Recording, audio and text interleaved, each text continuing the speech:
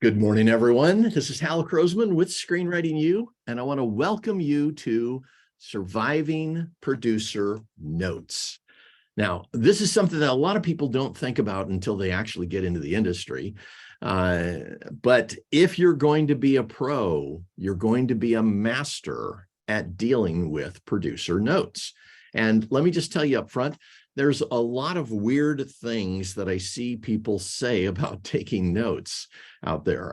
I've seen people say, don't let anybody ever change your script, and don't listen to them when they want to change things and all those kinds of things. Just keep this in mind. Those are coming from amateurs who aren't in the industry and aren't having success. So what I did was I started looking at what happens during the note-taking process. What do you need to do? How do you be a pro? I interviewed a whole bunch of A-list screenwriters about this subject to find out how they think. And what I found out in the midst of it was they have a completely different model. They are looking at notes as something that's part of the fun, part of having somebody else involved in the story, part of getting ideas from other people, part of making the movie better. So let me just walk you through what we're going to do today. Today, first, we're going to start talking about what are notes? What are we even talking about here? And maybe even a little bit about why are people afraid of it? Who knows? Then we'll look at the real problem with notes. We'll talk about the different types of notes and the solutions to being able to work with producers, agents, and managers who are giving you notes. And let me just say up front, just so it's really, really clear, if you are ever going to have a movie made with a real producer, notes is a natural part of the process. If you are ever going to get an agent or especially a manager, you are going to be taking notes from them all the time. And just for clarity, notes means you are going to be getting ideas for improvement. So let's just take a look at this. Oh, by the way, then we'll talk about the upcoming class called Creative Mastery, which is one of the strongest classes we have ever created for having writers become professional. Its whole purpose is to give you the ability to write any scene 30 different ways, therefore being able to pick the very best way. So let's jump into this. This will happen. This whole thing about, is a producer going to give me notes? Oh no, what do I do? Please know it's a natural part of the process. Anytime you work with a producer, an agent, or a manager, you're going to receive notes. That's it. That's the way the process works. I get really suspicious if a writer is working with a producer and the producer says, I have no notes to give you on your script. I get really suspicious on that. That's usually an indication that that producer doesn't know what they're doing, that they haven't been through the producing process, that they're just calling themselves a producer. Because once you understand what notes are and how it works, you'll find out it almost makes no sense for them not to give you notes on a project that they're about to risk millions, maybe tens of millions, maybe hundreds of millions. So your success, by the way, let's just get that clear, depends upon how well you respond. So let's do it. Definition of notes. Here's what they are.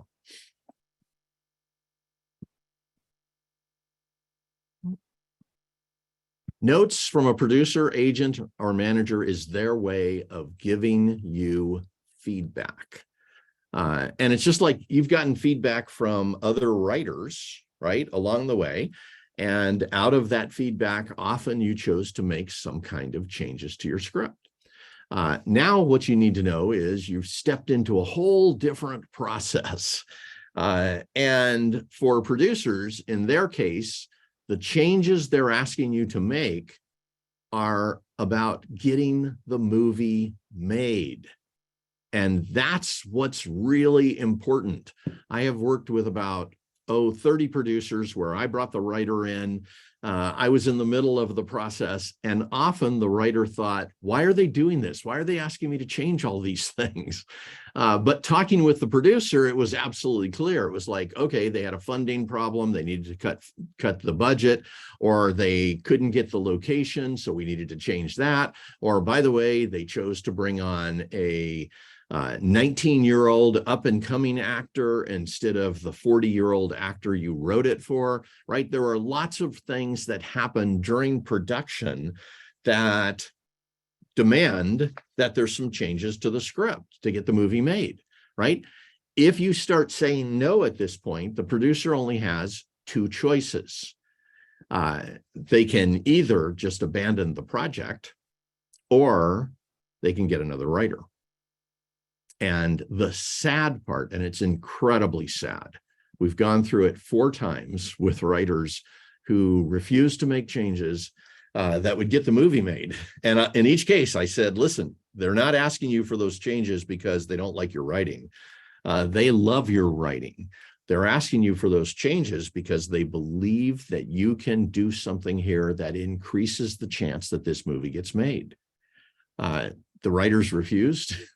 Those 4, all 4 of them got kicked off the project.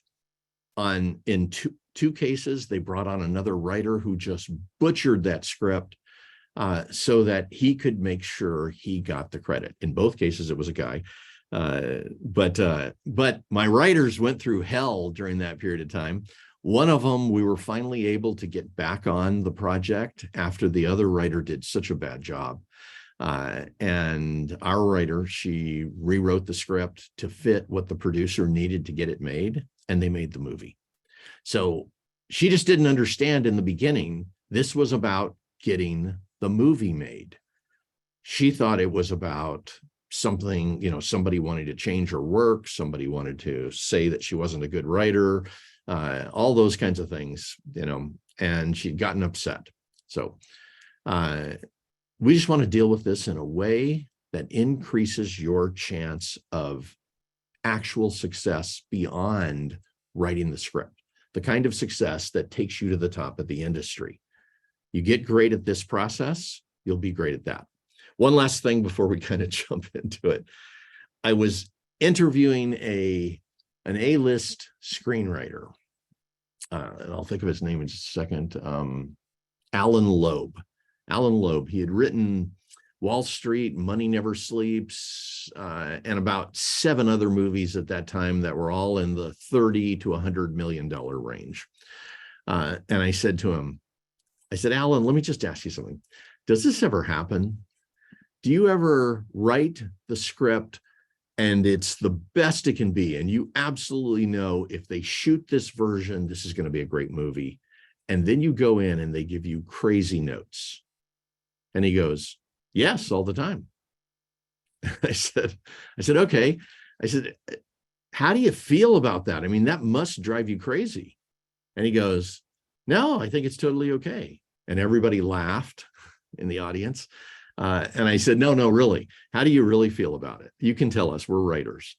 And he goes, that's when I shine. He says, that's when I'm at my best. He says, they can give me any notes they want, and I can go back and decide and figure out how to make this movie better. And he said, so because of that, they love working with me. And I was like, oh, because of that, he's an A-list screenwriter and making more money than almost anybody I know.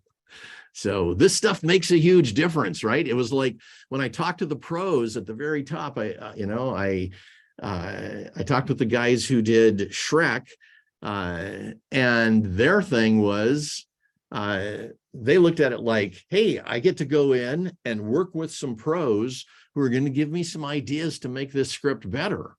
And that was all they cared about, right? They had now made a whole bunch of $100 million movies. And I'm talking about Terry Rossio.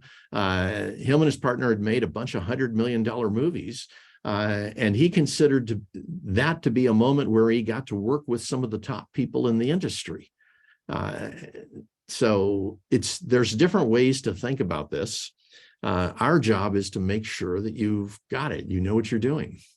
So notes could look like this, right? They could just give you some nicely well laid out, here's the notes, 1, 2, 3, 4, 5, 6, 7.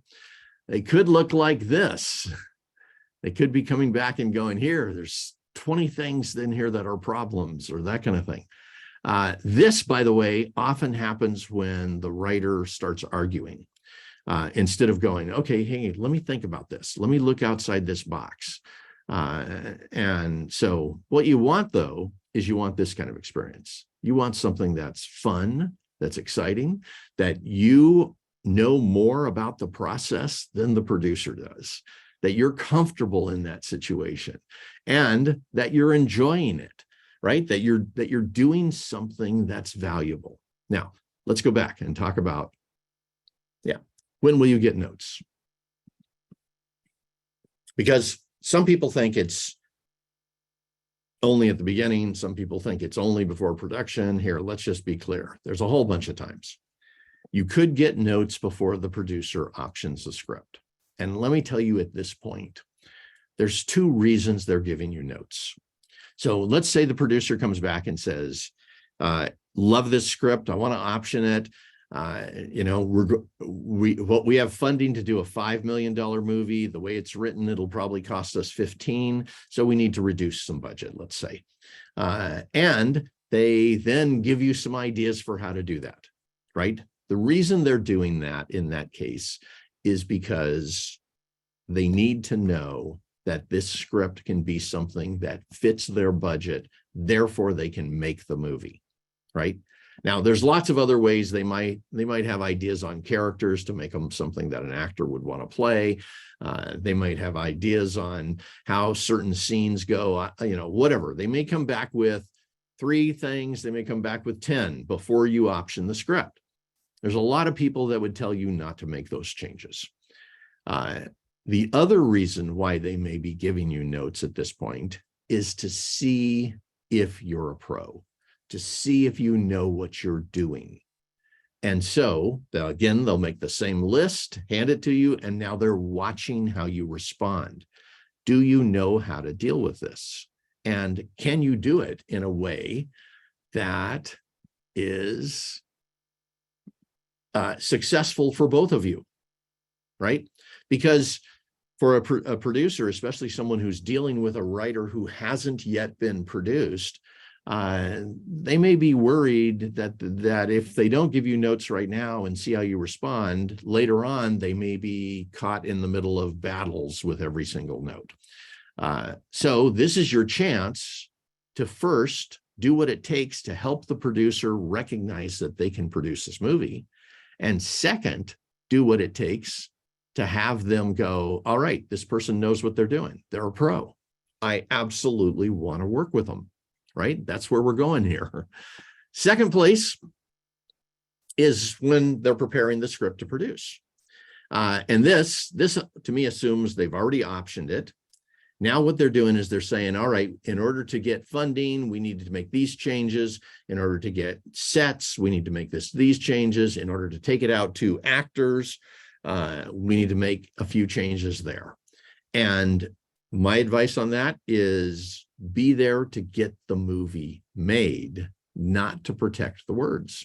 Just say, hey, what do we need to do? Let's do it, right? And have fun with that process and engage in it. And if it's your first time and you've never been through this, that's totally okay. Just start right off the bat embracing, here's a chance for me to write something that's even better than anything I've ever written. Plus, here's a chance to learn how to work with producers, right? And if you do the things that we're saying in this video and in the upcoming class, you will know exactly what you're doing. You'll be completely confident. You'll know that you can write that script, that scene, whatever, 30 different ways. So you won't have any fear if you've mastered this process. So next, when a director comes on, and this one you got to be really careful with, because the director, I'm going to tell you up front, often is looking for either an easy situation where the writer can make whatever changes are necessary to get this movie made, or the director wants to rewrite it themselves. And in that case, again, it's taken away from you. The director then is off making all kinds of changes. Most of them understand some things about screenwriting, but they're probably not at the level that you are, and so there are times where they'll make changes that take things completely out of the box and make no sense. So your job is, again, to be able to make the changes and move forward. When they go into pre-production, now we are 2 months, 3 months outside of actually producing this movie, right? And actually taking it out and shooting it. At this point, they're going to start to have changes that are required to get it made, right? Suddenly they're going to have a change in budget. And now instead of a $30 million movie, this thing's going to be 15. Now we need to be able to find a way to make sure that that works inside the script. They may say we can't get certain locations, or we're only going to shoot for this many days, or by the way, this actor can only come on the set for 3 days. We need to change his or her part and cut it down by 30%, right? Or something, whatever. There's things that are happening that if you can make the changes, the movie gets made. If you can't make the changes, then they have to figure out somebody else or some other way to do it. And often that turns into a problem. So at this point, you're the person who saves the day. Now, the other place it happens is during production. We had a writer who wrote a horror movie. They were shooting it over in England, and they found out some major thing. I can't remember what it was. Some major thing had happened, and they needed to change pages every day. So they called her up. She was here in LA. They called her up and they said, here's what we need to do. We need to get on Zoom with you at 1 a.m. your time, which is, in their case, it was like 8 or 9 in the morning. We're going to send you some pages at that point. We'll tell you how we want them to be rewritten, and we need them back in an hour. So every morning at 1 a.m., she got up, took the meeting, made the changes, got them back to them in an hour, and they shot the movie. And that's the way they shot the movie. She did that for about 17 days straight. But I'll tell you something. The producer on that movie and the director on that movie, both of them worked with her in the future, and both of them loved working with her. She saved the day. So it was absolutely worth it. Now that you know when notes will happen, and that really it's all the way across the process, right? Because remember, they're trying to get this movie made, and they're going to run into 1,000 problems along the way. And about 10-15% of those problems can be solved in the script. All the rest are solved with the money people, the director, the actors, the production people, all that kind of thing. If you can come through for them, you're going to be a star in their world. Now, what's the problem? Because I think there's a couple of problems.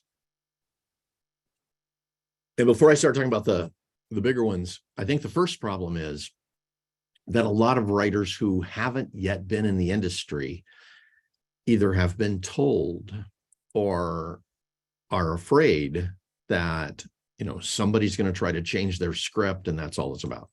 And by the way, if you're working with a producer who is going through and trying to just change as many things as possible, or is trying to nab a writing credit or something like that, well, okay, that's a different thing. In that case, if there's no reason for the changes, often what it means is that they haven't gone through the producing process and they're afraid. And so they start spinning out on the script, right? They're not going anyplace. Their car is just spinning and spinning and spinning. If you see that kind of thing, you just exit, right? If they've never made a movie before, the first thing is I would never say yes to them. Look at their IMDb beforehand and make sure that they've actually produced feature films. If they haven't, whatever point that they don't understand, they'll get stuck on that, and they'll go back to the stuff that they feel good about themselves on. And often that means they take it out on you. So don't go through that process. But let me just give you, here's the other big problem. And I'll tell you a story with this. It's called fight, flight, or freeze. Now, you've heard about this. You've probably used it in your screenplays. But first time I ever really experienced it, I was already producing. We optioned a script from a writer. He had won a contest. It was a really good script. He and I went over it. We made probably 20 changes to make it even stronger. And I got it into, who did I get into? Warner Brothers.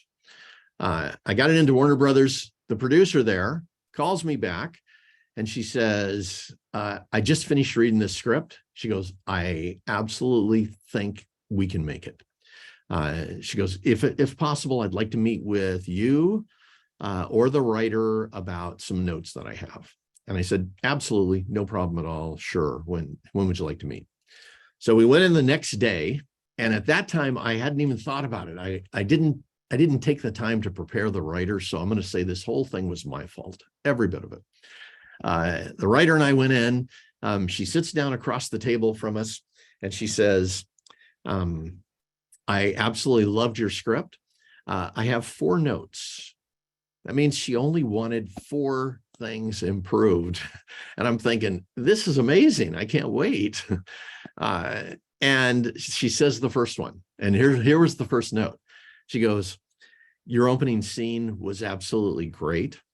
However, there's another movie that is going into production right now that has an almost identical opening scene.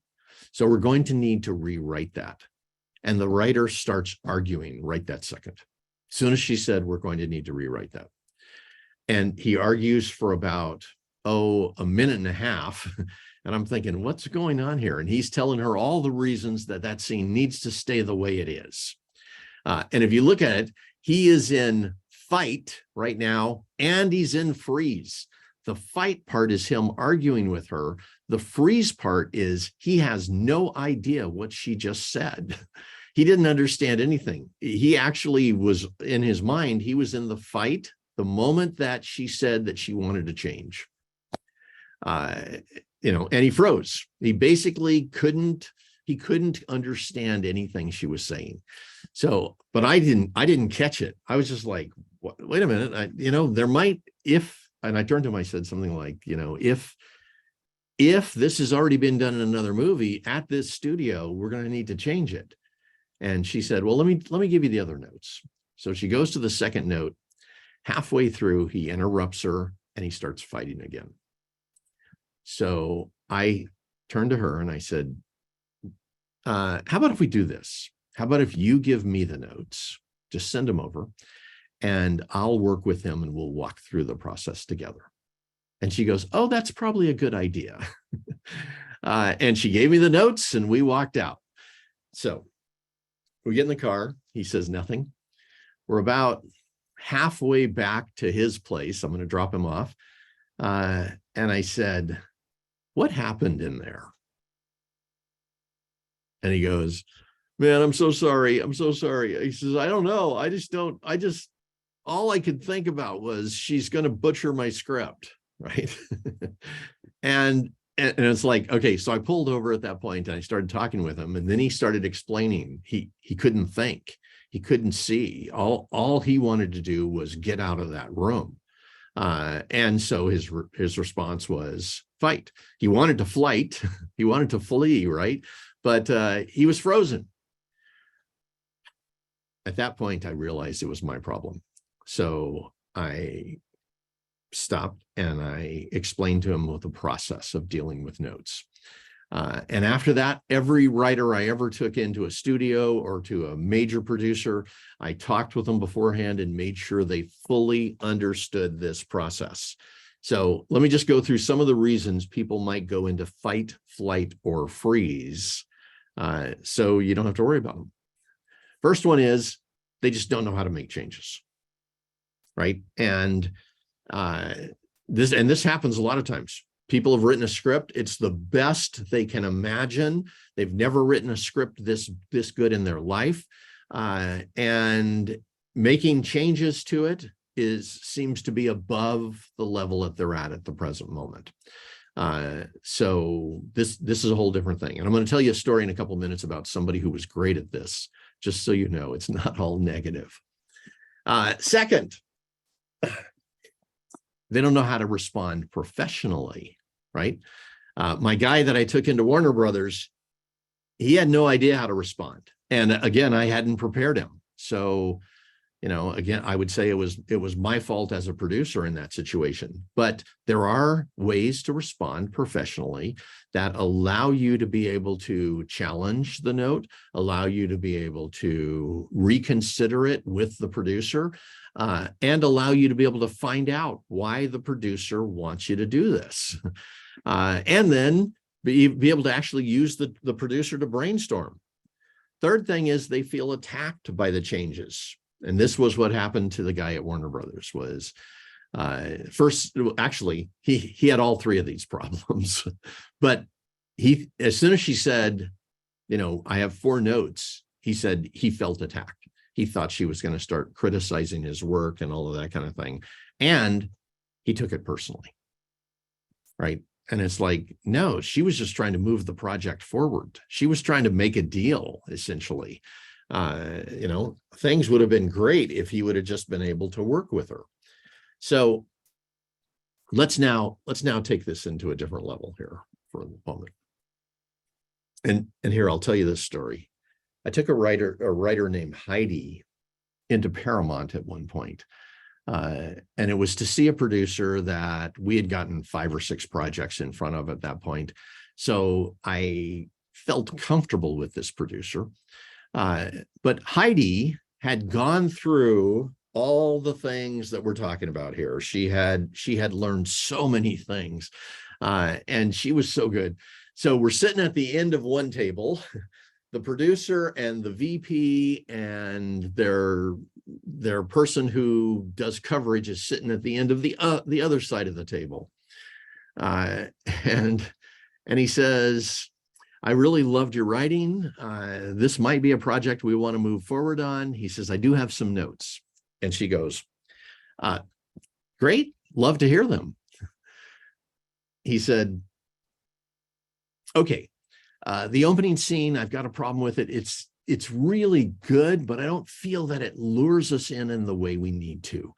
And he started telling her stuff, and she's writing down ideas along the way as he's talking. And he gets to the end of it saying, here, there are 3 things I think it needs to do, blah, blah, blah. He tells us what it is. And she keeps writing for a moment. The room kind of goes silent for a second, which is sometimes, somebody's frozen, but she's writing over there. So I felt pretty good about it. And then she looks up and she goes, well, let me pitch it to you a different way. And he goes, sure. So she pitched a different version that matched what he said he needed. So he turns to the VP and he says, what do you think? And they start talking. While they're talking, she's over here writing. And he comes back and he says, I think that's really good, but I just don't know that it's going to work. And she goes, that's okay. I have a couple of other ideas. And she pitched him 4 different ways to do that opening scene in about 2 minutes. We went through the other notes that he had. She did that on every single one of them. At the end of that meeting, he walks us out to the parking lot and to our car. And it was the first time that had ever happened. He's talking with her the whole way out there. And at the end, he said, I got to tell you, he said, what just happened in that room, I hardly ever see it. And I was like, and what do you mean? And he goes, hardly ever do I see a writer who has the ability to be able to create on the spot like that and solve the problems at that level unless they're A-list. And I was like, wow. So that's where all this is going. And think about from that perspective. By the way, that producer loved working with her. They didn't end up making the movie. We thought it was going to happen, but things happened along the way. But that producer told us 3 different times, I will work with Heidi anytime. Any project she has, bring it into me. And it was like, wow. So part of the objective when you get notes is to maintain a professional relationship that will make your career, right? And that, she did it. To get the job or to sell your script. And by the way, if they could have made that movie, they would have. We ended up taking it other places, and Heidi ended up working with another producer on the project to make the improvements and move the project forward. And that's incredibly important, because if you think about it, it's like all that's happening is we hit a bump in the road. That's all, right? It's not about something else. It's not something bad. There's a minor bump in the road. We're going to go over the bump.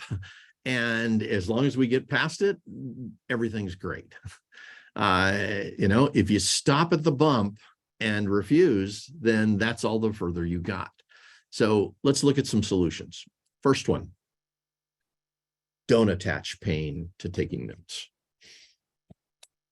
And this is just like, again, all the things I see when people are in some of those screenwriting groups on Facebook and LinkedIn, where another writer is telling them horror stories about taking notes and telling them not to ever take notes, don't let anybody change your work, all those other kinds of things, right? Those people are attaching massive amounts of pain to this process, and they're sabotaging your career. Really, truly. My job is to look out for writers. That's what I do. My job is to do everything I can to help writers succeed. I'm either doing that this way by giving classes, or I'm doing it by working with our alumni or walking writers through deals. I do this every week. I walk a writer through some kind of deal. Now, right this moment, we're not, but pretty much every week besides this, we're helping writers make their deals.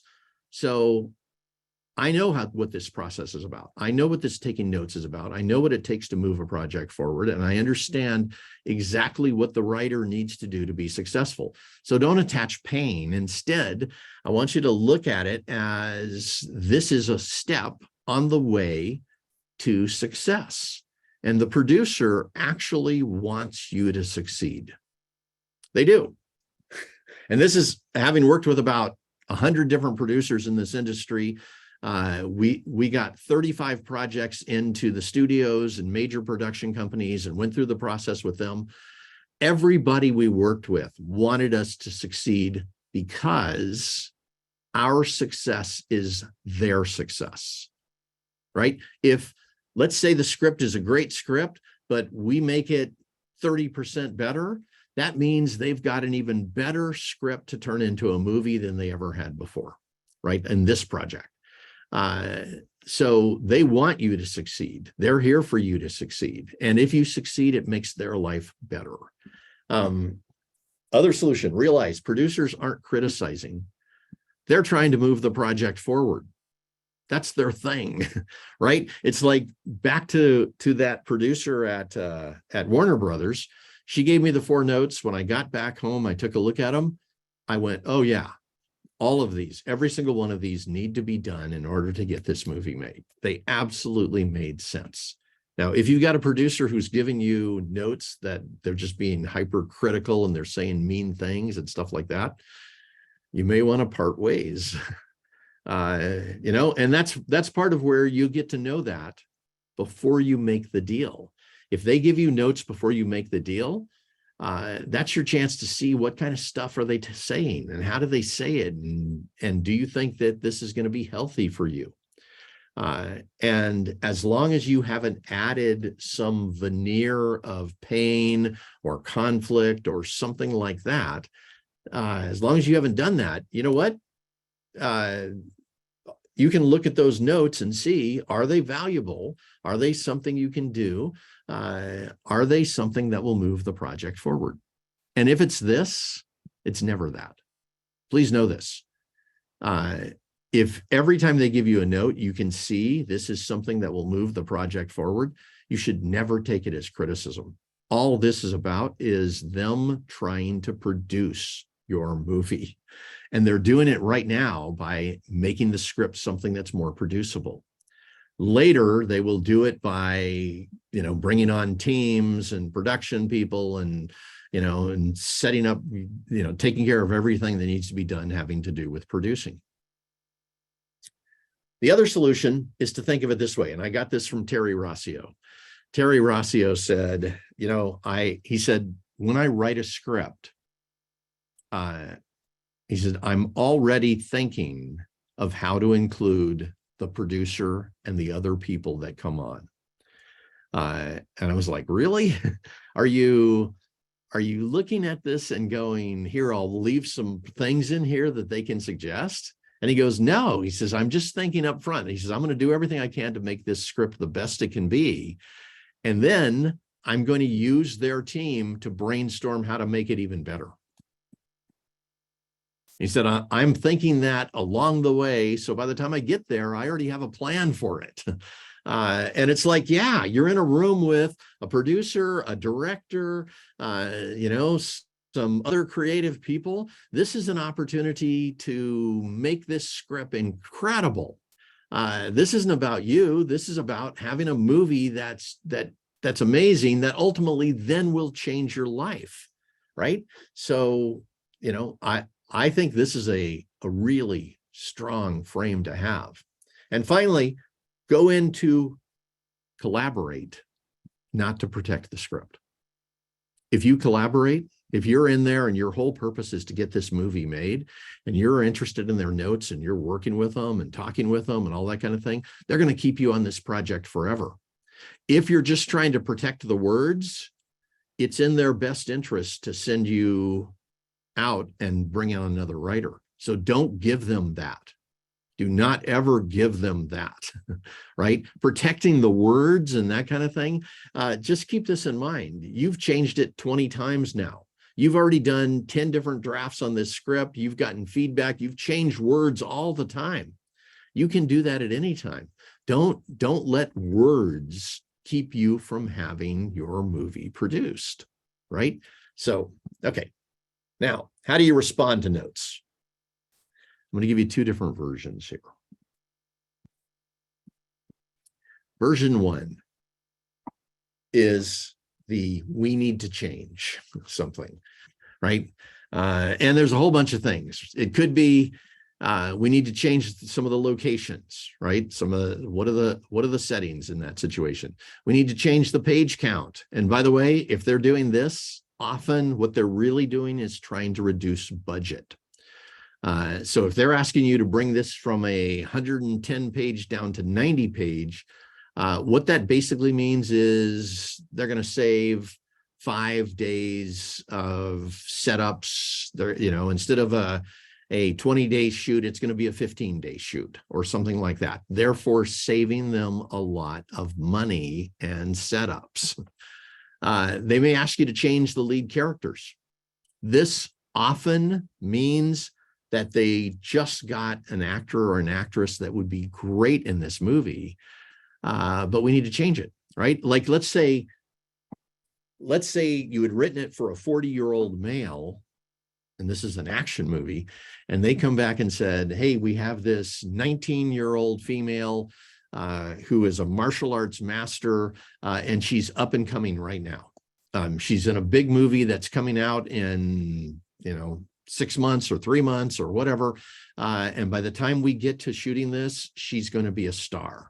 So we need to bring this down from a 40-year-old male. We need to now make it a 19-year-old female, which means you need to rewrite that whole character. Your answer is absolutely. Will that get the movie made? I can do that because you can, right? That's who you are. They may need a different ending. They may need a different opening. They may need, a different midpoint. There's all kinds of things that could happen along the way that they're asking you to change. And, you're the best person in the room who can do that. You're the most capable person who can do that. So your job at that point, and this is how to respond to these notes.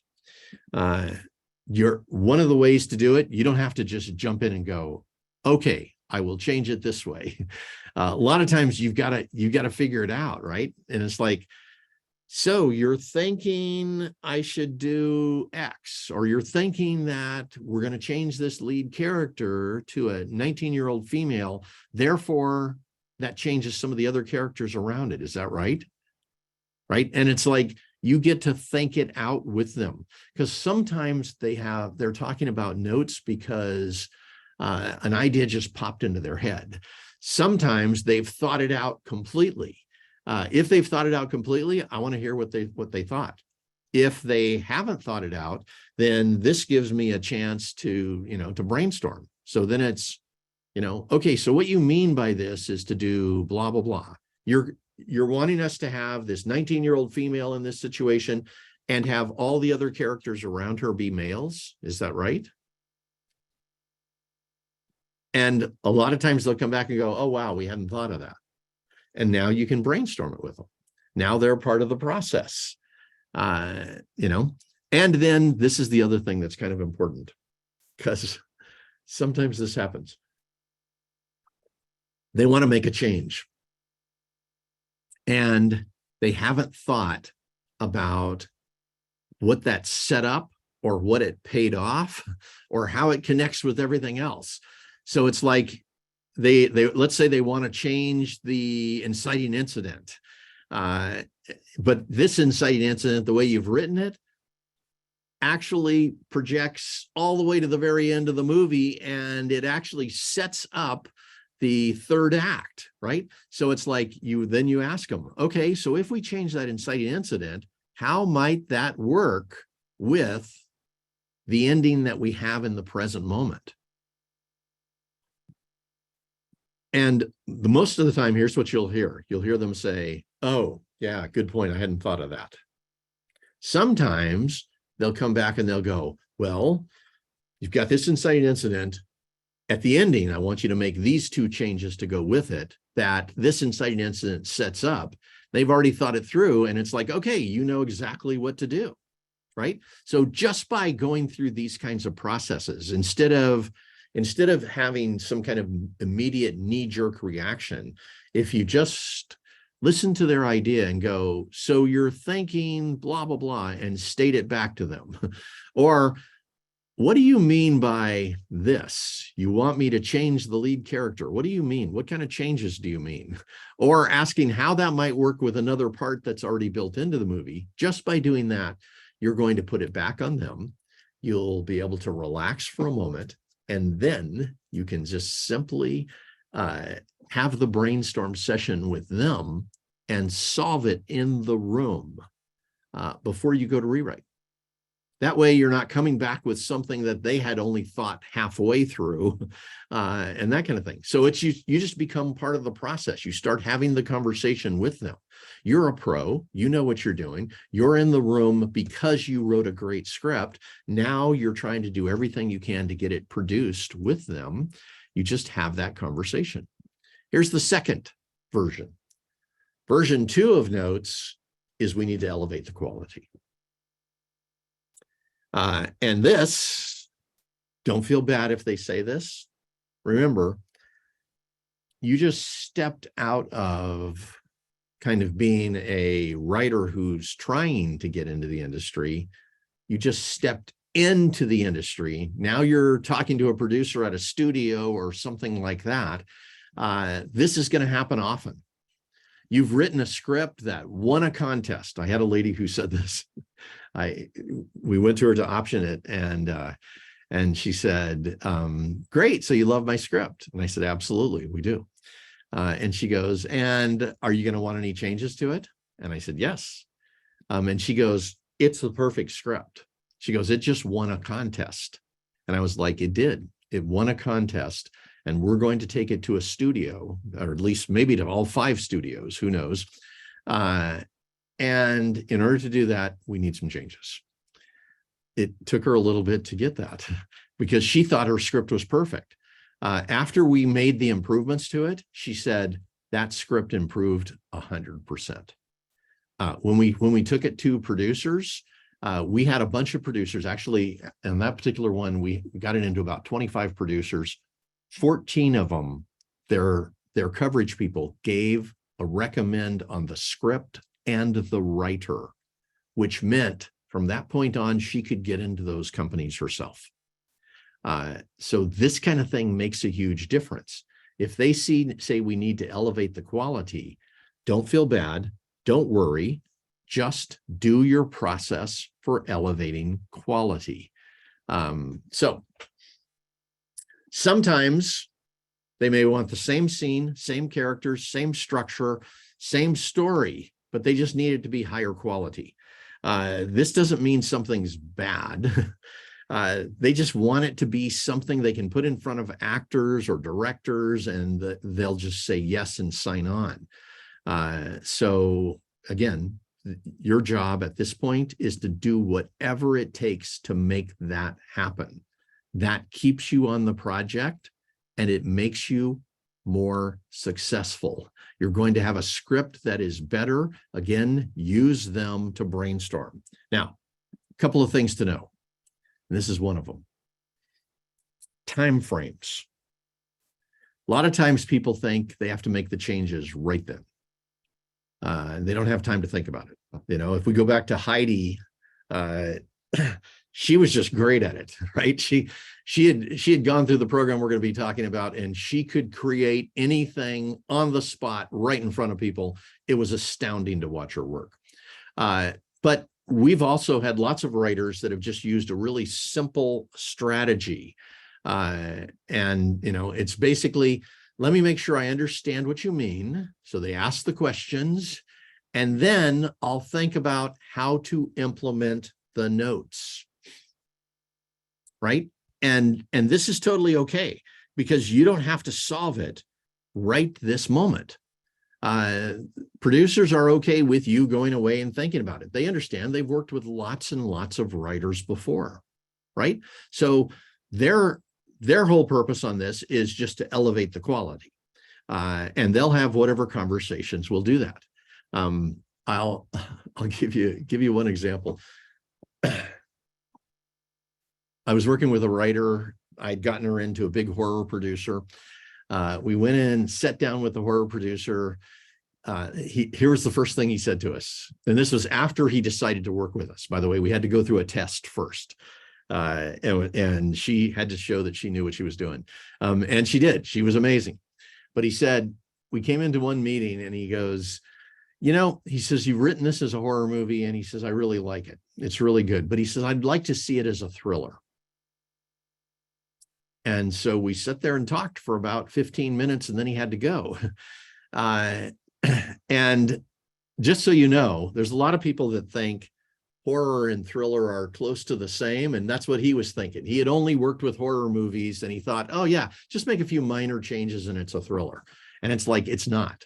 If you know the thriller genre, it is nothing close to what the horror is. It's an absolute page one rewrite. So the writer did this. She goes, you know, let me make sure I understand what you mean and what you're looking for.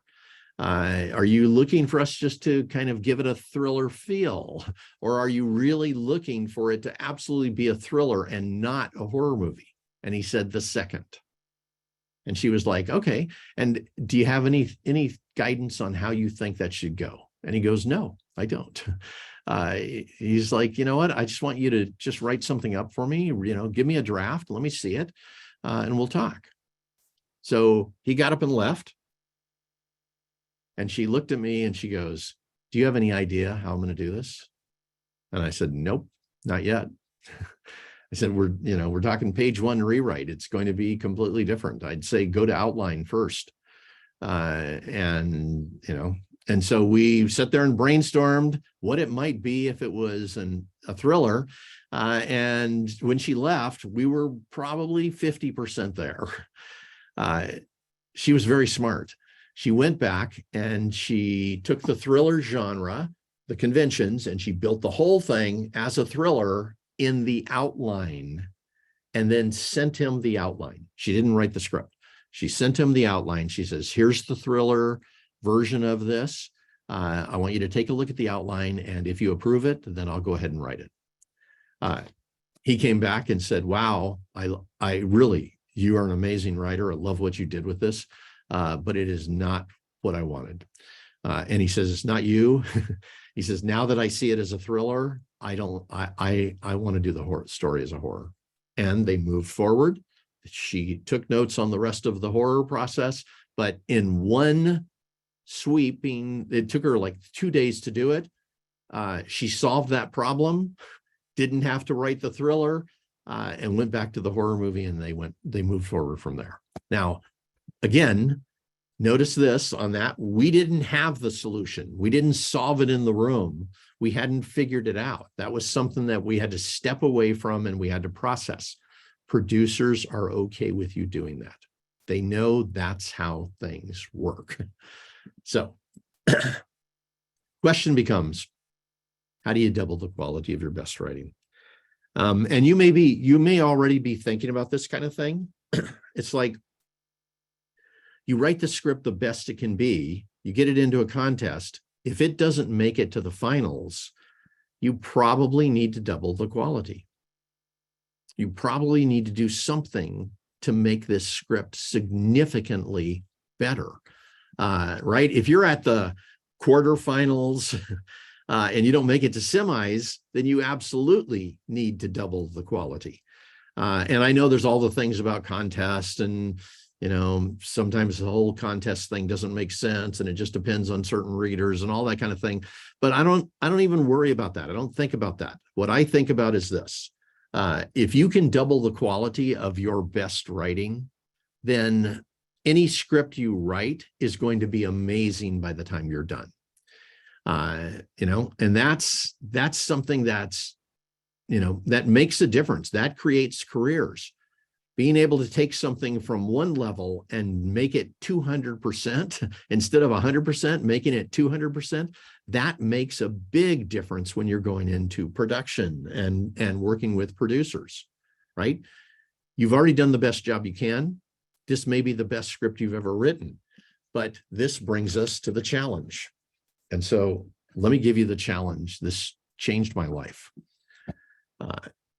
We had a writer, his name was Richard. Richard calls me up and he says, Hal, I just got my script optioned and I need your help. And I said, wow, congratulations, Richard. Have you already signed the contract? And he goes, no.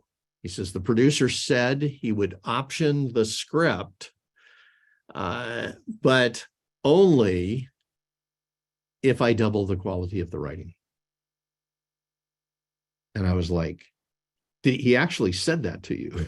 And he goes, yes. He said he loved the pitch. He loves the characters. He loves the basic structure of the story, but he wants me to double the quality of the scenes. And I was like, okay, all right. And he said to me, how is that possible? And I said, good question. And he goes, that's not a question. He goes, it's not possible. And I'm sitting there and he's in this conflict. And he keeps saying, he said, he's asking me to double the quality of the writing. I can't do that. That's not possible. This is the best thing I've ever written in my lifetime. And I was like, all right, okay, Richard, listen, let me think about this. I think this is a great question. And he continued to argue with me. And I said, give me 3 days. I think the question, how do I take the best writing I've ever done in my life and double the quality, is absolutely worth exploring. So I hung up and I started brainstorming. I went to some of the people who had been on some of our other development teams and I brainstormed with them. And I did this probably with about 6 people during a 3-day period. And by the end of that, I'd come up with a model. And I went back to Richard and I said, I have a solution for you. I know how to double the quality of your best writing. Richard and I worked back and forth on that. He became the first person I'd ever worked with on that particular process. By the time we were done, he took the script back to the producer and the producer was blown away. The producer optioned the script and they moved forward from there. Now, but what Richard did for me was have me see a completely different way of thinking about this stuff. Because up until that point, even though I had worked with lots and lots of scripts where we doubled the quality, I'd never thought about that one question. How do you take the best writing you've ever done and double the quality? So this, be clear, is not about improving the words on the page, right? You can edit a script to death and never even approach 20-25% improvement. Most people think if they just keep editing it, just keep changing the words. It's not about that. It's about elevating who you are as a writer and elevating the process to the point where you actually know exactly how to take the best writing you've ever done and double the quality. Now, stay with me for a minute. Let me just walk you through this class that's coming up.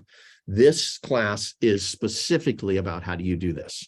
How do you, as a writer, take the best writing you've ever done and double the quality? It's also about, this program is also about taking notes as a pro, right? Taking all the things we just said and building them into your writing process. Now, so let me just walk you through this. First, what we did was we looked at what kind of skill sets needed to be there for doubling the quality. And we went to our maximum entertainment model, which starts this way.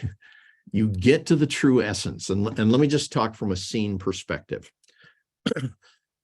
You've got a scene that you really like.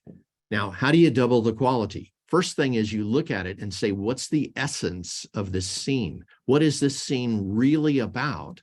And am I delivering it in the best possible way? And a lot of times, I've asked this question before. I was working with one writer. We're going through the development process. And on every scene, I said, okay, what's the essence of this scene? What are you really trying to accomplish? About 50% of the time, she knew the answer. The other 50%, she didn't. So on the ones where she didn't have an answer, just discovering the true essence might change everything. Then how do you make that scene more challenging, right? How do you set up a challenging situation that the audience will be engaged in? How do you build in more interest techniques? And we have 20 different ways to make any scene more interesting. That's part of this process. And finally, how do you make these characters inherently dramatic? If you put two bland characters in a scene, everything has to be external. You have to create a big external conflict to get them to respond. If you put two inherently dramatic characters in a scene, there's going to be conflict from moment one, even if nothing is happening in that scene, right? So all four of these are ways to elevate the quality, but that's not all. This is just the skill set. Then it becomes about the process, right? And we have a proprietary process for discovering unique ways to write any scene and to double the quality of it. Now, and this is what you're going to find out. And not only find it out, but you will understand it and you'll be able to do it. This is when I was talking about Heidi. This is the thing she was a master at. She recognized during this program that any scene can be written 30 different ways. I'm going to give you guys specific scenes. I'm going to say, here's a scene, and then everybody's going to write it in their own unique way using the skills that are being taught. And you'll suddenly see a scene that you thought there was only one way to write it, or two ways, or three ways. There's 30 different ways to write it. What that does over time, we'll go through a whole series of processes where you'll get to be using these skills. Over time, you'll be able to think of 3 ways to write it, then 5 ways, then 10, then 15, then 20, right? By the time we're done, you'll be able to write any scene as many ways as you want. That makes you a significantly better writer. Think back to the thing I was saying about Heidi. The moment that a producer asks her to change something, she can brainstorm anything. She can create it right in front of them 4 or 5 different ways to write that scene. they love her. They want to work with her, right? It makes a huge difference. Now, there's more to this. And just be thinking about this. What would happen if you could double the quality of your best writing? Take the best script you've ever written in your life. What if you could double the quality of every scene in that script, right? Would you win contest? I'm going to tell you yes. Would you sell scripts? We've had writers who have done this that sold scripts because of it. We've had writers who got agents because the agent was blown away by their ability to take notes and to be able to make changes, right? We've had writers who have had movies produced who said it just came from this process. Now, I just want to show you a few. We've had a winner at the Nickel Fellowship who afterwards, I interviewed her once she won, and she said this was the process that changed everything for her. We've grand prize at Page International, first place at Final Draft Big Break, and we also had a grand prize at Final Draft Big Break. We've had a whole bunch of writers who have landed managers because they had this skill set. If you want a manager having this particular skill set, they absolutely will love you. Right? When they see that you can make changes like this and you can take anything and double the quality, they're going to see you're somebody they're going to want to work with, and producers are going to want to work with. That means they can sell you and they can sell your projects. So take this class if you want to make your best writing significantly stronger.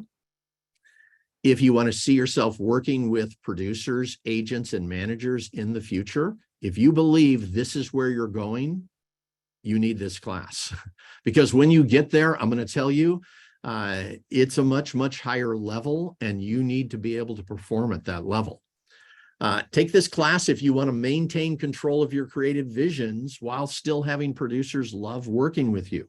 And this is really important. There's a lot of people who think the way you maintain control of your creative vision is by refusing to make changes. That's the way you get fired. The way you maintain control of your creative vision is by being able to make the changes to make it better, being able to stay on the project, not getting fired, and having producers instead absolutely love working with you. So the structure of this program, and it basically comes down to two things. You're going to go through, it's a 10-week program that by the end of the 10-week, you will master this double the quality model. You will have that. You'll be able to use it for any scene you write from now on. You will be able to use it anytime you're working with producers. And if you need to be able to break in right now, you will be able to use it to take a script to a whole new level that really gives you a chance. And then the second part of this program is all about becoming proficient at taking notes from producers. Now, we've been talking about this today, but inside this program, you'll do a whole bunch of different processes where you will go through actually what it's like kind of to take notes from producers. So by the time we're done, you will have mastered that. Let me just check here. The normal price on this is $299. The class starts in 10 days. So this is like the perfect time for you. I'm going to give you a special. And in this case, for the first 20 people, you can get in at $199. That will save you $100. That's for the first 20 people only. That's the way our systems are set. After that, then it'll bump up to $249. That'll be for the next 20, and then to $299. That'll be for everybody after that. So if this is something that, like, if you really want to break in this industry, if you really want the possibility of having a manager, of being able to succeed, of being able to write at a level that people totally respect you and are blown away by your writing abilities, going through this program will change everything for you. It is absolutely worth the full price, I promise you. We've had more people come out of this program and say it changed their life than almost any other program we do. So if these things matter to you, if this is what you're trying to accomplish, join us. Here's all you got to do. See that link right there, bit.ly/quality-mastery. Just take that link, write it down, put it in your browser where you normally put a web address, click return, and that will get you the special price right now. And then, join us for this and decide to do whatever it takes to be able to get to the point where you can double the quality of your best writing. I promise you, this program will give you that. These are processes that only the pros at the very top use. It's stuff that nobody else knows about. We created this program, and the people who have gone through it, it changed their lives. So if you want to really make a big difference for yourself in this industry, jump in. You're getting it for $100 off the normal price. And every step of the way, it will elevate your writing and take you to a much, much higher level as a writer. Again, just go to that link, bit.ly, just write this down, bit.ly/quality-mastery. Put that in your browser where you normally put a web address, click return, go through the sign-up process, and in 10 days when this program starts, every step you take from that point on will make you a better writer. So with that, listen, I want to say thank you for being with us here today. I hope that this made a difference for you already. And when you work with producers in the future, my hope is that you'll feel comfortable and confident working with them, taking notes in the style that we were just talked about. The solutions I gave you today took us years to understand, and you don't want to go through the trial and error that most people do. Just use this process and you'll do much, much better. So this is Hal Krosman wishing you the absolute best on your writing. We will talk another time. Bye-bye, everyone.